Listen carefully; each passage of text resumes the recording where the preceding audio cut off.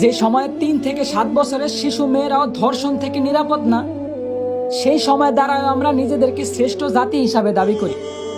যে সময় free mixing ভাবে পড়ালেখার কারণে বিভিন্ন জায়গায় শিক্ষক দ্বারা ছাত্রীরা ধর্ষিত হইতাছে, সেই সময় দ্বারাও আমরা শিক্ষার মানদণ্ড নির্ণয় করি। একদিকে দেশের মান্যগণ্য লোকেরা দেশের গরিবদের দিকে না তাকিয়ে বিলাসিতায় দিন কাটাইতেছে, ঠিক সেই সময় আমরা নির্লজ্জের মতো আবার দেশের রেমিটেন্স যোদ্ধা প্রবাসীদের নিয়ে সমালোচনা করি। হ্যাঁ, এই সময়ও দেশের প্রধানমন্ত্রী একজন মহিলা, কিন্তু তারপরেও দেশের মা বোনদের আমরা ধর্ষণ থেকে বাঁচাতে অসক্ষমতা প্রকাশ করি। বলি মুসলিম দেশে বিধর্মীরা হত্যাকাণ্ড চালায়, তার কোনো বিচার নাই।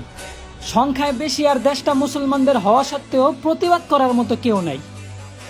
আসলে আমি মনে করি কি ভাই, আমাদের দেশে ইসলামের পক্ষে সঠিক বিচারই নাই।